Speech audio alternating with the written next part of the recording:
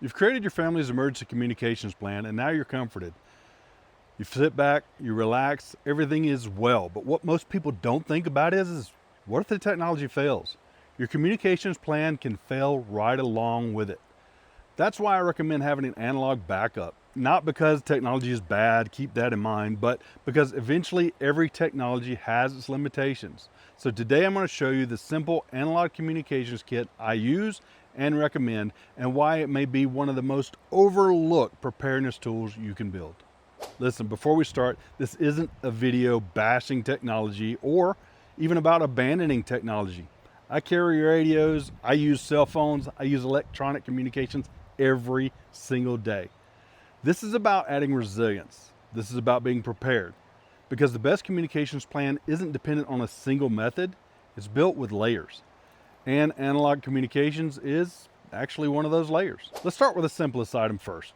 A piece of paper, or in my case, an index card. Most people store every important phone number inside their phone, which works great until the phone is lost, damaged, dead.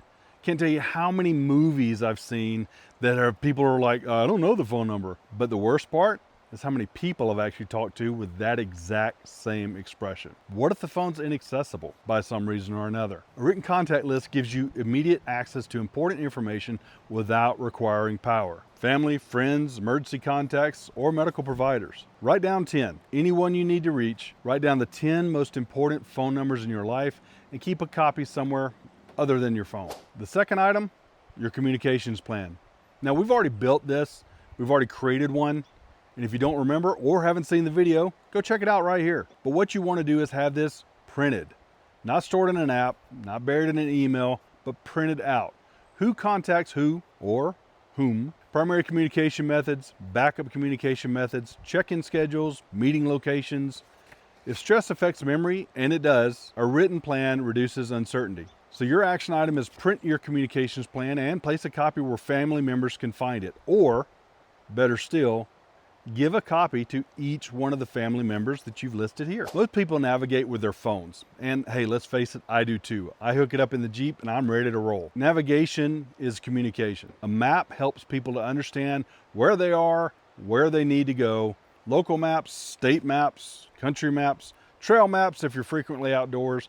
But maps help to establish meeting locations, evacuation routes, and even alternate routes when conditions change. For me, I've created a copy for each of my kids, I've printed it out, and I've highlighted the primary method to get home and the secondary method. So your action item is this: keep at least one paper map of your local area available. Me, I've got one in the house, I've got one in the Jeep, I've got one in the truck, and again, as I mentioned, my kids have them as well.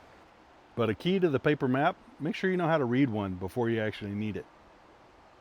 Let's face it, communication doesn't always happen in real time. Sometimes it happens through written messages. And this is where a simple notebook allows you to leave messages, record information, track locations, or even document plans, record frequencies, and contact information, which we've already seen. And unlike electronics, a pencil works in the rain, works in cold weather, heat, and even in rough conditions. It doesn't require charging. That's a big benefit of it. Keep in mind, you might want to put one in your vehicle, in your go bag, your emergency kit, in the other vehicles, and the list goes on. That list will continue to grow. I've got notebooks hidden everywhere, and every one of them has at least a pencil and usually a pen that writes in the rain. A meetup location is exactly one of those things where communications and planning actually overlap. If communication completely fails, what happens next? Where do people go? Most families never answer that question. A meeting location is communication, well, without communication. Everyone already knows the plan, no cell phones required, no text messaging required, no radio, just action. So let's actually choose a primary and secondary meeting location for your family, like mine. Don't forget about cairns. Yes, and even cairns. Cairns? Cairns. The rocks that stack on top of each other. And sticks, and trees, and logs, and grass. So now let's talk about simple signaling. A whistle, a flashlight, a mirror, brightly colored bandana, or even a conch shell. These aren't replacements for radios, they're actually backups. A whistle can travel farther than your voice, and a flashlight can communicate after dark. A bright signal panel can actually help rescuers locate you, so it's simple tools, simple concepts, and effective communication.